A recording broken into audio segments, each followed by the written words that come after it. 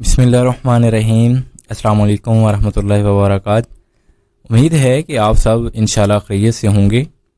تو آج ایک بہت ہی یادگار واقعہ آپ کی نظر کریں گے۔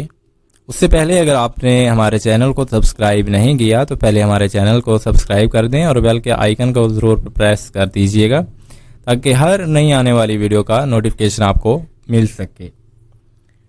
ایک مرتبہ آپ صلی اللہ علیہ وآلہ وسلم اپنے گھر تشریف لائے۔ اس وقت سیدہ عائشہ رضی اللہ تعالیٰ عنہ پیالے میں پانی پی رہی تھی۔ آپ صلی اللہ علیہ وآلہ وسلم نے دور سے فرمایا، حمیرہ میرے لیے بھی کچھ پانی بچا دینا۔ آپ کا نام تو عائشہ تھا لیکن نبی کریم صلی اللہ علیہ وآلہ وسلم ان کو محبت کی وجہ سے حمیرہ فرماتے تھے۔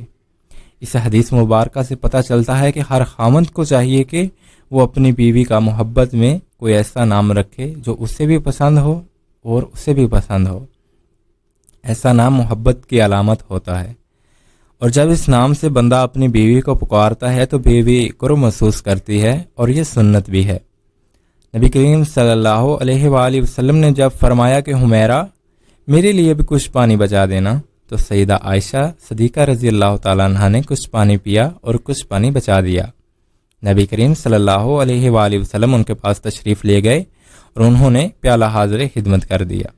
حدیث پاک میں آیا ہے کہ نبی کریم صلی اللہ علیہ وآلہ وسلم نے وہ پیالہ ہاتھ میں لیا اور آپ صلی اللہ علیہ وآلہ وسلم پانی پینے لگے تو آپ رک گئے اور سیدہ عائشہ صدیقہ رضی اللہ تعالیٰ عنہ سے پوچھا، حمیرہ تم نے کہاں سے لب لگا کر پانی پیا تھا؟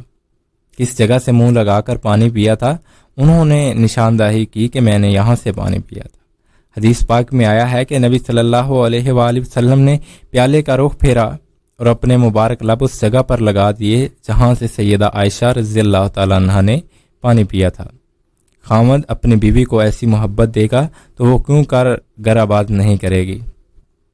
اب سوچئے کہ رحمت اللہ عالمین تو آپ صلی اللہ علیہ وآلہ وسلم کی ذات مبارک کا ہے، اس کے باوجود آپ صلی اللہ علیہ وآلہ وسلم نے اپنی اہلیہ کا بچا ہوا پانی پیا۔